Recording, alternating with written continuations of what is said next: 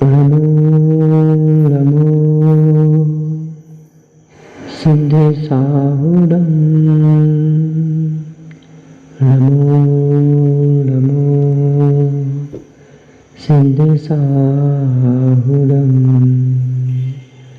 चौबीसं तिथरे उसहाई वीर पश्चिमे बंदे सवे सगड़ गड़ सारे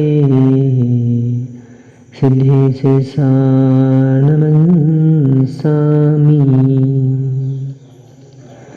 नामिदुण वड्डमाणं परमपाडं जिणं तिशोद्धेन वोच्छामि दयनसारं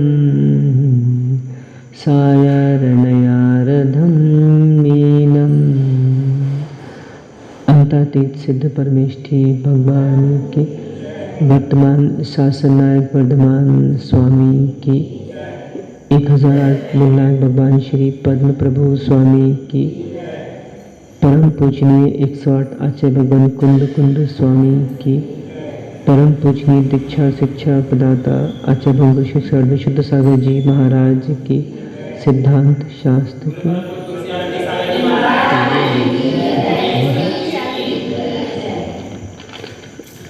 बंधु, हम सभी श्री पद्म प्रभु स्वामी के श्री चरणों में शिव श्री की प्राप्ति के लिए श्री जिन देशना का श्रवण कर रहे हैं। जीवन का कोई सार है तो वह रहन सार है। इसकी प्राप्ति जिसने की है, निर्वाण की प्राप्ति उसने की है। इस संसार में अनेकानेक जीव हुए जिन्होंने विषयों के पहले उसकी आशा से रहित हुए। वास्तव में पहले कोई भी बात है वो मन में आती है और फिर वो क्रिया रूप परिणत हो जाती है। एक जीव को माना कुछ भोजन सेवन करना है या एक जीव को किसी को मारना है, एक जीव को मिथ्यात का सेवन करना है, एक जीव को किसी से बदला लेना है, तो पहले वो क्या करता है, उसके मन में वो इच्छा प्रकट हो जाती है, वो आशा प्रकट हो जाती है और फिर वो जाकर विषयों में सेवन करता है। विचारणीय विषय है। सामग्री पास में होना बंध का कारण नहीं है। उस सामग्री की आशा होना और उसमें लीन हो जाना ये बंध का कारण आचार्य ने कहा है। इसलिए क्या लिखा है, विषयों की मेरी भावना पढ़ते हैं ना सब लोग। आचार्य संबंधबद्ध देखिए, जितने भी कवि वगैरह हुए, चाहे छह ढालाकार हो, चाहे मेरी भावना हो, 12 भावना हो, वैराग्य भावना हो, हमारे जो मूल आचार्य ने जो गाथाएं, जो श्लोक, जो सूत्र लिखे, इन्हीं को लेकर गद्य पद में उसकी रचना कर दी गई। देखिए जैसे आचार्य समन्वत स्वामी जी रत्नकरण जी में कहते हैं, विषय आशा वशातीतो निरारंभो परिग्रह। उसी को अनुसरण करते हुए मेरी भावना में जुगल किशोर जी ने जैसे लिखा है, बहुत अच्छी 4 पंक्तियां लिखी हैं। और सीधी बात है, देखें जो भी चीज़ है, चाहे जैन आगम हो, कविताएं हो, जो भी हो, उसमें भी सार है, वो अपने आप प्रसिद्धि को प्राप्त हो जाती है। तो कितनी अच्छी इन्होंने जो मेरी भावना में लिखा है, विषयों की आशा नहीं जिनके, विषयों की आशा नहीं लिखा, विषयों की आशा नहीं, विषयों की, देखिए 2 बात अलग कर रहा हूं, एक विषय की आशा और विषयों की आशा। वास्तव में सबसे पहले जो नियंत्रण करने को कहा है, मन को वश में करना होता है। यदि जिसके मन की आशा नहीं है, जिसके मन में मोह नहीं है, वो विषयों में जा नहीं सकता। आज घर तो हमको भी दिख रहे हैं, तो क्या हम घर में रह रहे हैं? वस्तु बंध का कारण नहीं है। यदि वस्तु बंध का कारण है तो हम तो प्रतिदिन बाहर होटलों के सामने से निकलते हैं, तो क्या हमें बंद हो जाएगा? यदि वस्तु के लेकर यदि आपके अंदर आशा है तो वो वस्तु बंध का कारण है, और आशा नहीं। इसलिए क्या कह रहे हैं? विषयों की आशा नहीं जिनके। ये तो आप छोटा सा उदाहरण में दृष्टांत देता, सुदर्शन सेठ का दृष्टांत सबको पता होगा। जब वहां की रानी उस सुदर्शन सेठ पे मोहित हो गई तो वो उदास रहने लगी। उसकी दासी ने पूछा कि क्या बात है, आप इतनी उदास क्यों हैं? वो रानी कहती है, मुझे सुदर्शन सेठ चाहिए है। वो कैसे होगा? मैं राज्य से बाहर जा नहीं सकती और वो राज्य में आ नहीं सकते, तो क्या उपाय अपनाएं? तो वो दासी समझदार थी, और वास्तव में दासी वही है जो अपने स्वामी का दुख मिटा सके। दास वही है जो अपने स्वामी का दुख मिटा सके। पुत्र वही है जो अपने पिता का दुख मिटा सके। पुत्री वही है जो अपनी माँ का दुख मिटा सके। अब माँ को दुख दे, पिता को दुख दे, वो पुत्र पुत्री नहीं, कुपुत्र कुपुत्रियां कहलाती है। तो उसने दासी ने क्या किया, उसने ऐसे 7 पुतले बनाए। ज़्यादा विस्तार नहीं करेंगे, बहुत संक्षिप्त में मात्र हमको उसका भाव जानना है। पुतले लाके जब वो पुतला राज्य में लेके आने लगी तो कुछ सैनिकों ने बाहर रोक लिया। तो वो कहती है दासी सुनो, ये कामदेव की मूर्ति है और रानी को पूजा आदि के लिए ये काम आएगी, इसलिए हम इसको ले जा रहे हैं। ज़्यादा करोगे तो शिकायत कर देंगे हम तुम्हारी। 6 दिन तो वो ले गई। 7वां पुत्र सुदर्शन सेठ का लाया, जो शमशान में साधना करता था। अष्टमी चतुर्दशी के दिन ध्यान में निश्चल था। सोचे ऐसे ऐसे मात्र साधुओं को मत देखो। बहुत से श्रावक कहने में मुंह से आ जाता है, महाराज जी अब आप तो साधु हैं, आप में तो इतनी शक्ति है, अब हम कपड़े वाले, महाराज जी हमारी इतनी शक्ति का। तो मैं कपड़े वाले की बात कर रहा हूँ यहाँ पे। सुदर्शन सेठ साधु नहीं था, कपड़े वाला था पहले उस समय, तो कपड़े वाले भी हुए। आज देखो उदाहरण देखो, अरे महाराज जी अब आपने तो अपने मन को बस कर लिया, अब हम तो ग्रस्त हैं। तो क्यों? नीली का उदाहरण नहीं है अपने पास, सोमा सती का उदाहरण नहीं है अपने पास, जी की आरिकाएं थी, ये सब कपड़े वाली थी, ग्रस्त बाद में आरिकाएं बनी। सीता का उदाहरण नहीं है अपने पास। तो ऐसा नहीं है मात्र ये कहकर कि महाराज जी हम तो ग्रस्त हैं, आप साधु हो, अपने आप को बिल्कुल नीचे गिरा लेना, ये कहीं की नीति नहीं है। तो सुदर्शन सेठ सामयिक करता था शमशान में। वही कभी पुतला उठा के वो लेके राज्य में जाने लगी। तो रानी ने, मन तो वश था, सारा खेल मन का है, मन के हारे हार है, मन के जीते जीत। रानी उसका कुछ भी नहीं कर सकी। अब जब रानी के जो भी क्रिया थी, जब वो उस पर असफल हो गई, तो सुबह रानी ने सोचा कि अब ये मेरे वश तो हुआ नहीं, अब मैं क्या करूं। जैसे कभी कभी नहीं होती, बहुत से घरों में, खासकर बड़े बड़े शहरों में अपन देखते हैं, गांव देहातों में भी होता है, लड़कियां शादी करके घरों में पहुंच जाती हैं तो पहले कुछ अपना रौब जमाने का प्रयास करती हैं, और कहीं नहीं जम पाए तो वो कहो सास पे चोरी का इल्जाम लगा दे, कहो ससुर को बोल दे। एक छोटा सा दृष्टांत बता देता मैं। एक बार की बात थी, एक लड़की थी, वो शादी करके गांव में पहुंची, महाराष्ट्र की बात है ये। उसकी सासू खत्म हो चुकी थी, उसके ससुर जी अकेले थे, और जिससे शादी करी उसका पति था। मैं जितनी लड़कियां मेरी सुन रही हैं वो ध्यान रखना, ये चालबाजी अपने घर में करके जाना, ससुराल में कोई चालबाजियां मत करना। नहीं, वास्तव में दुईकुल विकास नहीं, अपना नाम ध्यान रखना, दुईकुल विकास नहीं। अपने घर का भी विकास करे सुकन्या, और दूसरे कुल में जाए, वहाँ भी विकास करे। उसने क्या किया, उस लड़की ने, उसको भागना था वहाँ से। वो ये बोलती थी कि मैं ससुर के साथ नहीं रहूँगी, मतलब अपन लोग अलग से एक कमरा ले लो, बाहर रहो।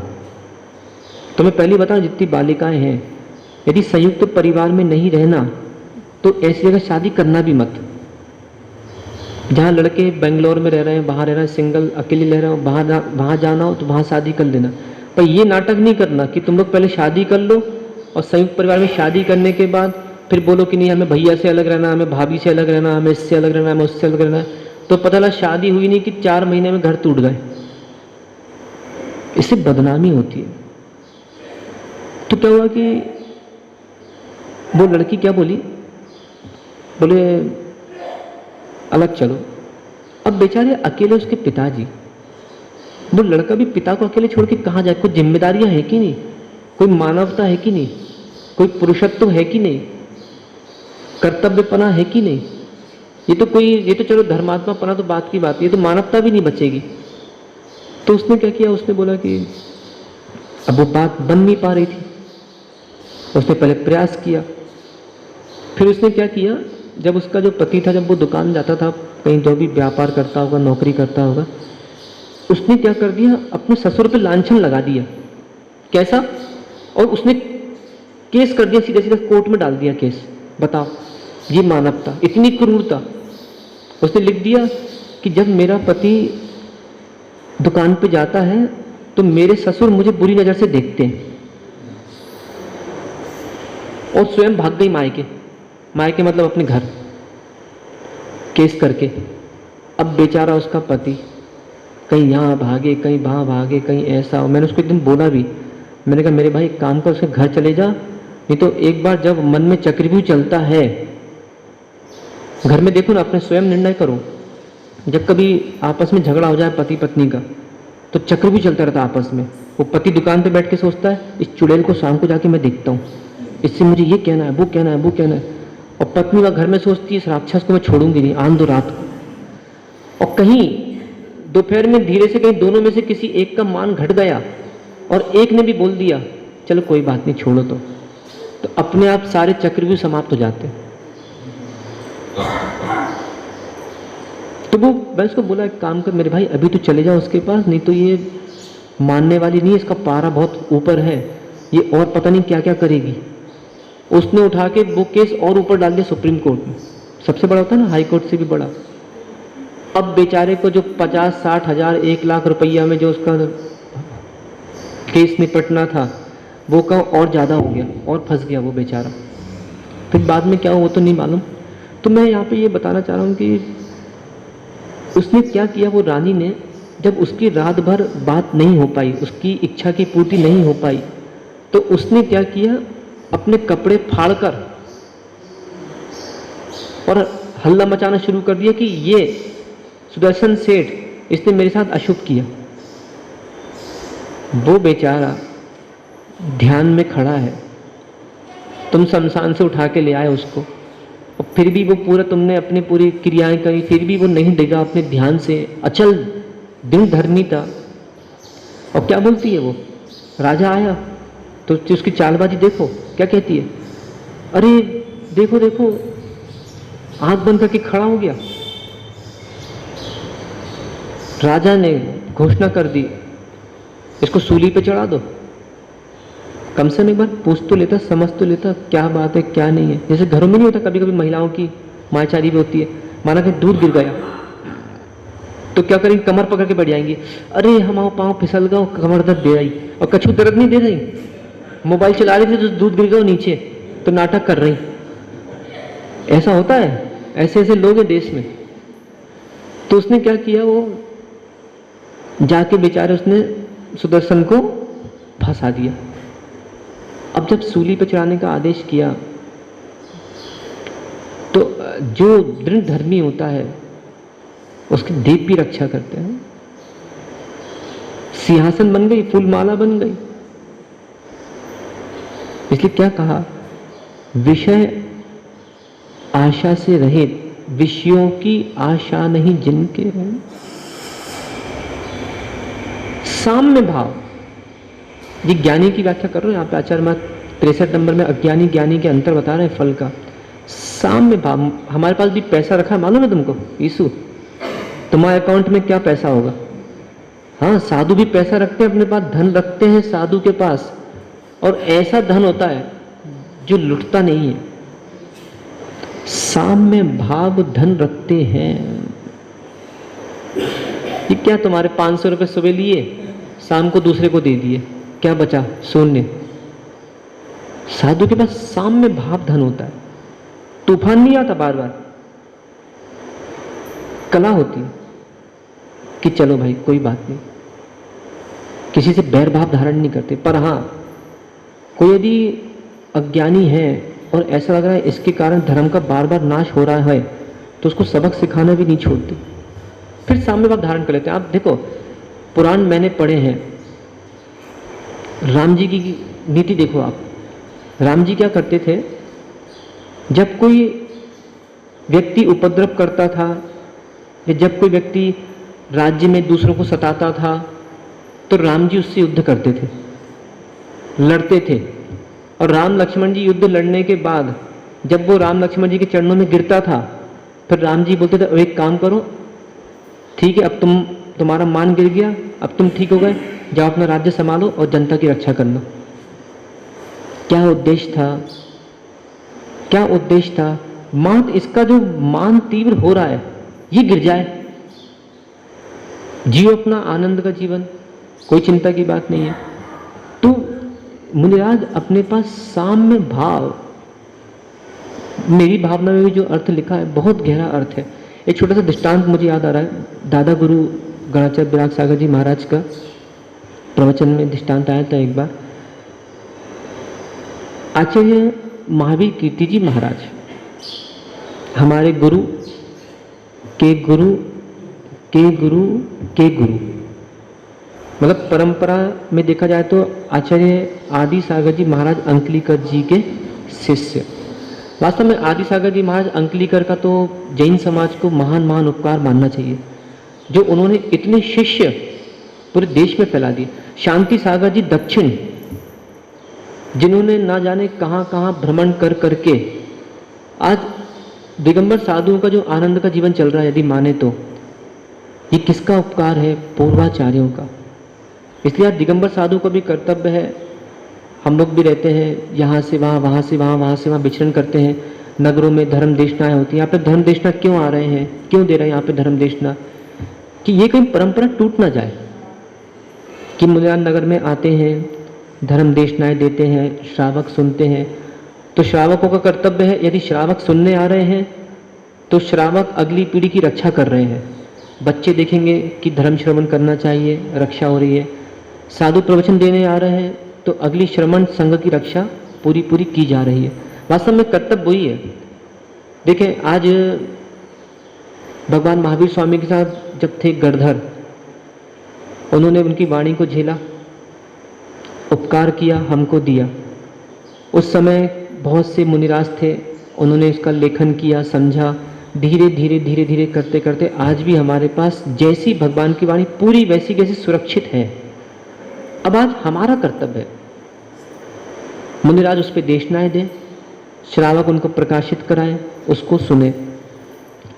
तो दादा गुरु के प्रवचन में एक बात मैंने पढ़ी थी, वहाँ पे साम्य भाव की बात बता रहा हूँ।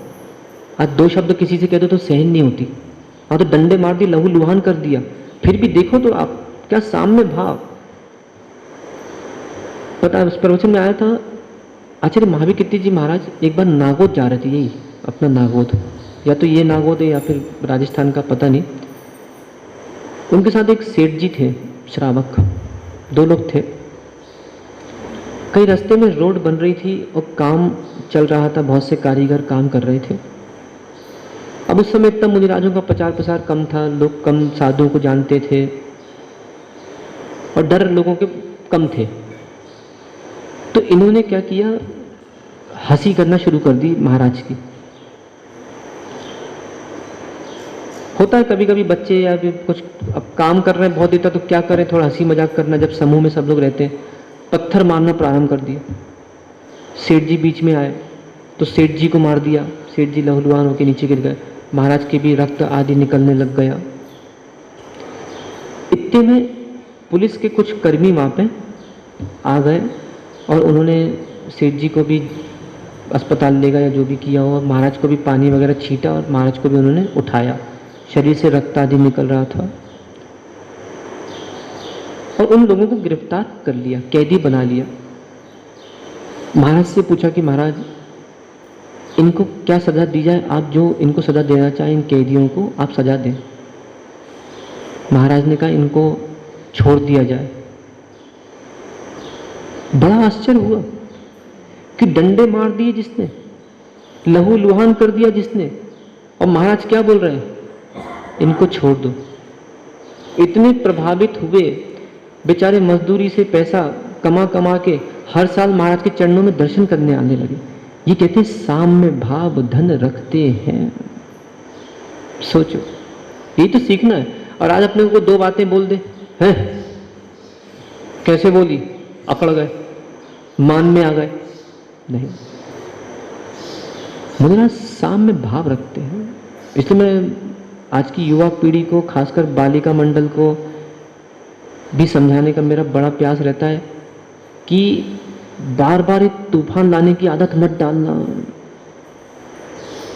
ठीक है, यदि बार बार तूफान आएगा तो ये कहेगा कि भैया बताओ आज कैसी है, कल कैसी है, परसों कैसे। तो युवा पीढ़ी से भी, पुरुषों से भी मैं कह रहा हूँ, बार बार तूफान लाने की आदत मत डालना, नहीं तो सम्मान खत्म हो जाएगा, कोई तुमसे बात करना नहीं चाहेगा। घर में लोग बोलेंगे अरे ये बहू तो ऐसी, इससे कुछ मत बोलो। सासू माँ भी कोई काम बोलना पसंद नहीं करेंगी, तो मन में लगेगा अरे बताओ सासू माँ हमसे कहती नहीं है, और बस वही उन्हीं को सब कुछ कहती है। तो मन में खिन्नता आएगी, न साता का जीवन स्वयं का होगा, न दूसरे का जी पाएंगे। देखिए, सिद्धांतों के साथ साथ व्यवहार भी अपन सीखते जाएं। तो क्या कह रहे हैं, साम्य भाव धन रखते हैं। एक छोटा दृष्टांत और बताता हूं। एक बार कुछ युवा पीढ़ी जंगल में खेलने चले गए और एक वृक्ष था, उस पर अच्छे आम लटक रहे थे और उन्होंने दूर से पत्थर आम को मारने लगे।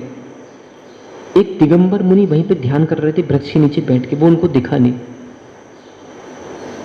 और कई पत्थर मुनिराज के सिर पे लगा, खून उनके शरीर से निकलने लगा। जब आम नीचे गिरे तो बच्चे वहां पे बटोरने गए और देखा अरे यहाँ तो महाराज बैठे। बेचारे चरणों में झुक गए, महाराज क्षमा करना, हमको पता नहीं था आप यहाँ बैठे हैं और पत्थर लग गया आपको, क्षमा करना। महाराज थोड़े से भावुक हो गए, उनके आंखों से अश्रुधारा बहने लगी। बच्चों ने कहा कि महाराज को कोई बहुत बड़ा दुख है, ज़्यादा लग गई इसलिए अश्रुपात कर रहे हैं। तो बच्चों ने पूछा महाराज क्षमा कर दीजिएगा, हम नहीं चाहते थे आपको मारना। बोले मैं इसलिए नहीं रो रहा हूँ, मुझे पत्थर लगा। बच्चों को बड़ा आश्चर्य हुआ। फिर बोले महाराज क्या बात है? बोले मैं इसलिए रो रहा हूँ कि तुमने वृक्ष को पत्थर मारा, इसने कम से कम तुमको फल तो दिए, तुम मुझे पत्थर मार रहे हो, मैं तुमको कुछ दे नहीं पा रहा हूँ बेटा, इसलिए मुझे आंखों में आंसू आ रहे हैं। ये साम्य भाव है। आज पड़ोसी अपने को दो बातें कह दे, सुन नहीं सकते। इसलिए लेकिन जिसने सुनने की आदत जिसने डाल ली, आज के बच्चों को देख रहे हैं ना, 4-4 साल के बच्चे मुंहजोर हो जाते हैं, जिसको कब बोलते हैं मुंहजोरी। मम्मी ने कहा उठो, अरे सोने तो अपना काम करो। जब तू पेट से निकल रहा था तब तो नहीं कहा कि अपना काम करो, तब मन कर रहा था निकलूं बाहर, निकलूं बाहर, निकलूं बाहर। उस समय कहां गया विचार? आज एक माँ कहे बेटा खाना खा लिया, अपना काम करो, दिन भर टोकती रहती है, खा लूंगा जब खाना होगा, अभी देख नहीं रहो काम कर रहा हूं। वो क्यों कहती है? ताकि काम अच्छे से कर सको। इसलिए माँ कहती है कि बेटा खाना खा लिया।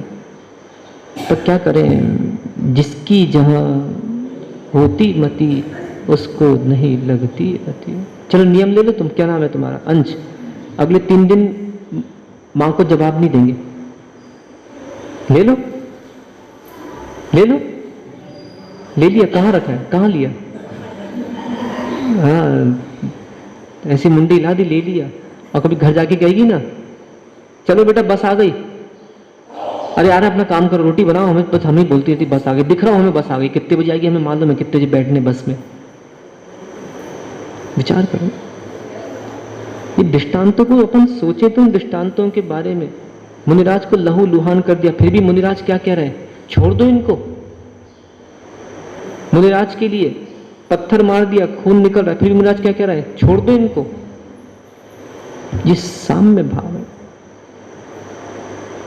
ये कोई पुरानी बातें नहीं है। आज भी दिगंबर मुनि नगरों नगरों में विचरण करते हैं, अनेक अनेक स्थानों में जाते हैं, उपद्रवी लोग मिलते हैं, पर मुनिराज जानते हैं भैया हमको कमठ बना के नहीं जाना। तो कहीं कमठ बन गया और कहीं महाराज आप पार्श्वनाथ की पर्याय में हुए और कहीं उसको पूर्व याद आ गया, आप ही को पेरेगा। साम्य भाव धन रखते हैं। इसके आगे की पंक्ति याद है क्या किसी को? निज पर के हित साधन।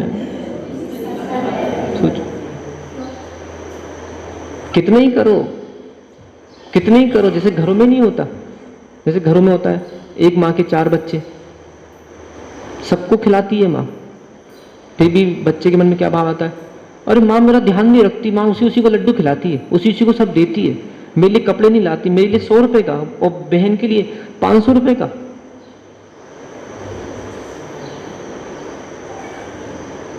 स्वपर उपकार में, निज पे साधन में निष्दिन तत्पर रहते हैं।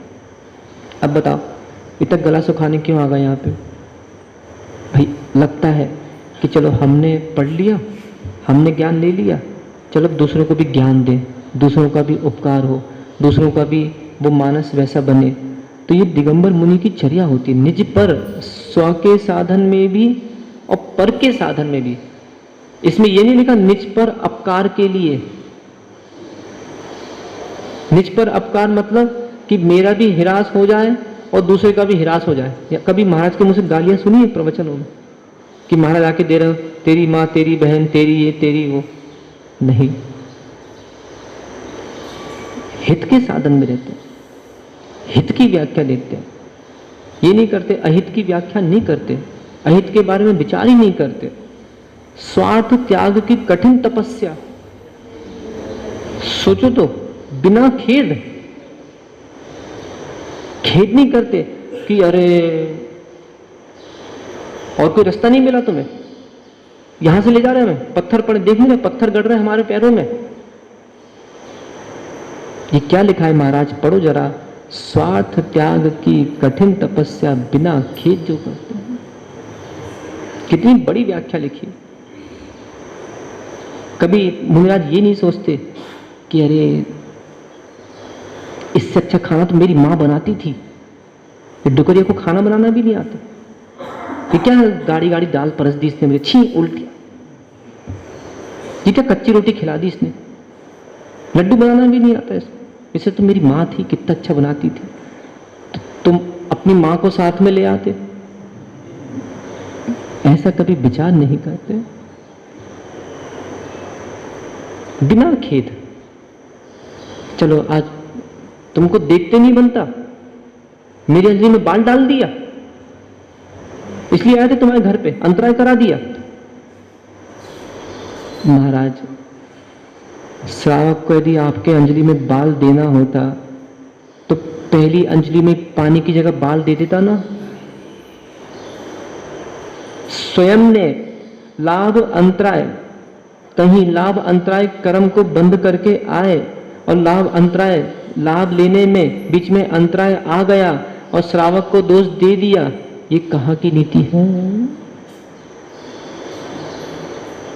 ये तो बिल्कुल यहाँ पे जो व्याख्यान इन्होंने लिखा है, ये वास्तव में इनका व्याख्यान इन्होंने लिखा नहीं, वस्तु स्वरूप ही ऐसा है। दिगंबर मुनि की चर्या ही ऐसा होती है, खेद नहीं करते।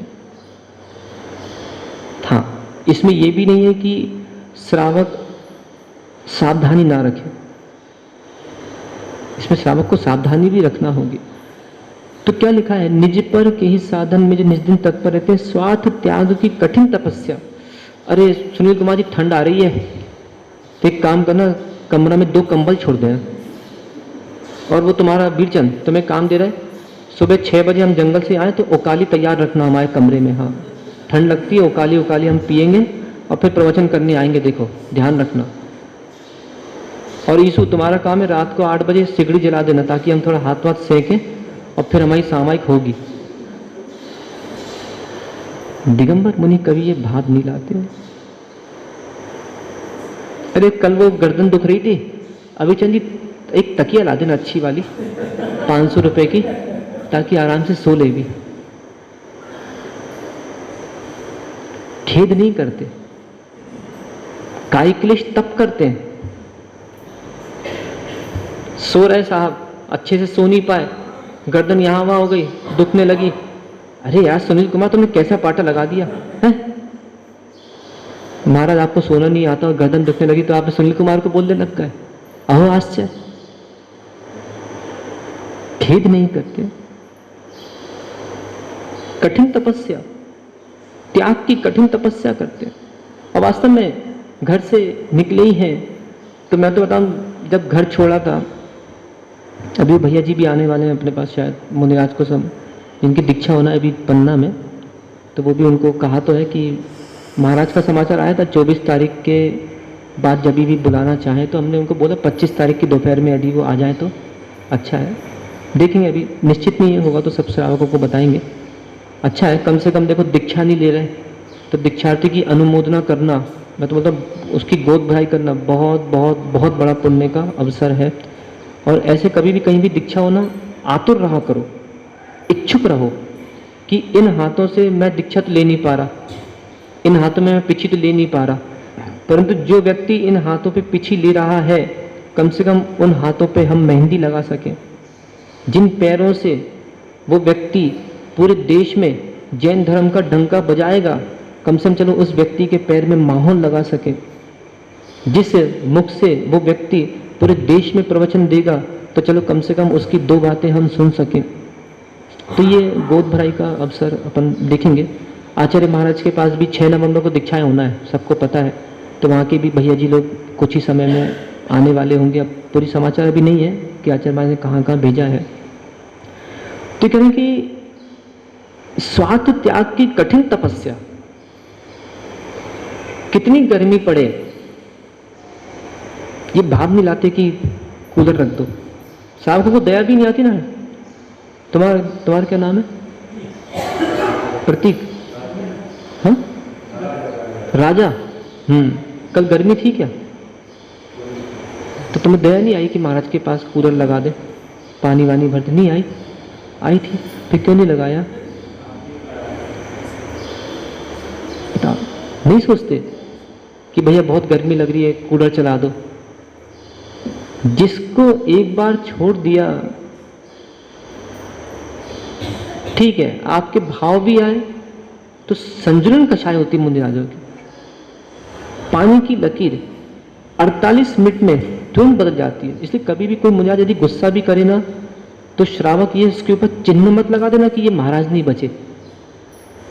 नहीं तो बहुत से श्रावक ऐसे हो गए, स्वयं तो घरों में अपनी बाइयों को मारे, स्वयं घरों में अपने बच्चों को मारे, स्वयं घरों में इतनी लड़ाइयां करें, गालियां दें, और कहीं कोई मुनिराज की थोड़ी सी कषाय देख ली तो बिल्कुल चिन्ह लगा देते हैं अब ये महाराज नहीं बचे। संजुलन कषाय होती है, पानी की रेखा होती है। और कभी भी क्षेत्रों पे भी जाओ तो मुनिराज के पास 4 बार जाना। बहुत बड़ी गलती करते श्रावक। क्या करते हैं? एक बार चले गए, देख लिया कहीं महाराज जी किसी को हो सकता है डांट रहे हो, कोई उनके सेवक ने कोई गलती कर दी हो, या फिर कहीं कुछ अव्यवस्था बन रही हो, किसी मंत्री को डांट दिया, किसी अध्यक्ष को डांट दिया, और तुम गए देख के आए, अरे उतने तो वो कोठी नंबर उसमें कमरा नंबर 38 में 40 में, तो अरे वो तो गुस्से में महाराज रहते हो, तुम मत जाइए हो। अब तुमने सील लगा दी। भैया कम से कम दूसरी बार फिर हुआ आते कि महाराज क्या कर रहे हैं, तो पता पड़ जाता कि अब महाराज ध्यान कर रहे हैं। अब बताओ महाराज हैं कि नहीं?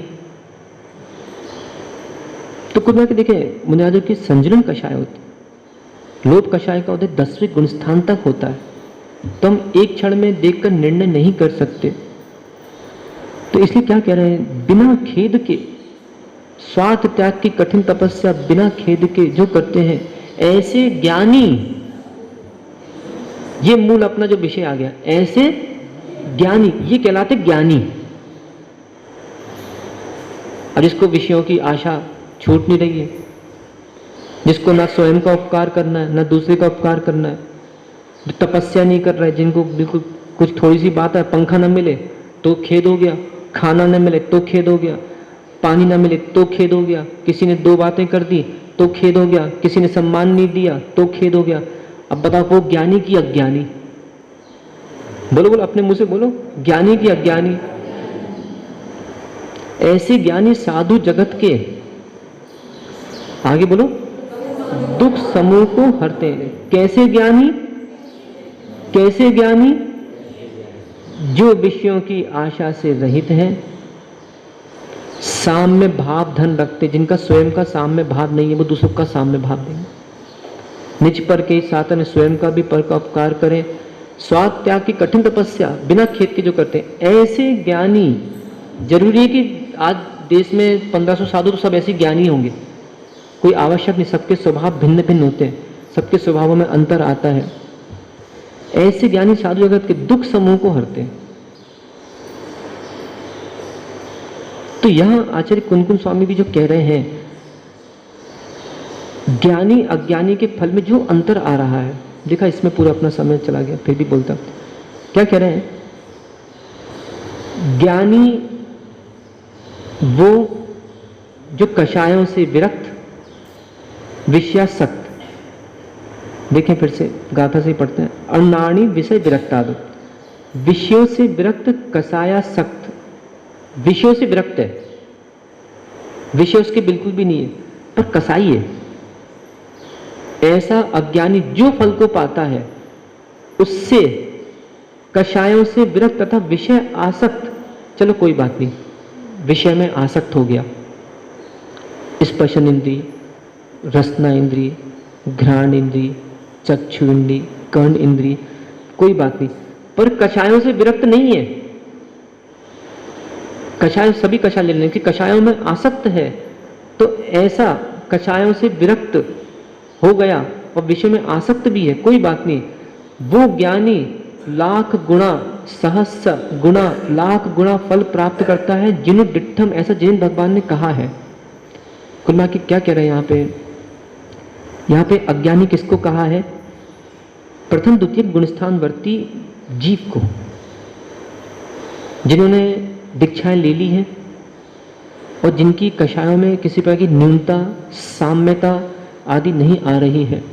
ऐसे मिथ्या दृष्टि अज्ञानियों को कहा कि देखो विषयों से विरक्त हो गए पर कषायों से तुम विरक्त नहीं हो पाए, तो ऐसे अज्ञानी की फल कम मिलता है, और जिसने कषायों से विरक्त हो चुका है और ठीक है विषयों में आसक्त भी, ऐसा ज्ञानी जो है वह बहुत लाख गुणा फल को प्राप्त करता है। सच कुनकुन स्वामी जो थे, इन्होंने पूर्व के परिप्रेक्ष्य को देखकर, भविष्य के परिप्रेक्ष्य को देखकर सारी गाथाएं क्रम क्रम से लिख दी। तो आज के जो देशना में जो हमने विषय सुना, ज्ञानी कौन है, कुछ दृष्टांत जो मैंने दिए, जैसे मुनिराज का दिया कि बेचारे उसको फल मारे, पत्थर बच्चों ने मारे, पर उसके बाद भी मुनिराज को दुख हुआ कि मैं कुछ दे नहीं पाया। ये दृष्टांत अपने जीवन में याद रखना। दूसरा, महाराज को लहू लुहान कर दिया, फिर भी महाराज ने क्या कहा, इसको छोड़ दो। तो यहाँ देखो आज के समय में कोई थोड़ा सा यदि जमीन भी ले ले तो भाई भाई के ऊपर का केस करने लग जाए। सोचो, विचारणीय विषय है। तीसरा, कौन सा दृष्टांत दिया था, याद है क्या? बता, यही भूल गए। अब घर क्या ले जाओगे? सुदर्शन सेठ का, कि सुदर्शन सेठ को जाके वो सेठानी ने ढोंग किया, फिर भी सुदर्शन सेठ अपने धर्म में दृढ़ रहे। तो ऐसे पूर्व के श्रावकों के, पूर्व के श्रमणों के दृष्टांतों को हम अपने जीवन में उतारें और अपना जीवन भी सफल बनाने का पूरा प्रयास करें। रक्षा करो जीव की रक्षा करो, जीव की रक्षा करो, रक्षा करो जीव की रक्षा करो। यदि नहीं की रक्षा जीव की तो चलती रहेगी दुकान कर्म अजीब की। भगवान आदिनाथ स्वामी की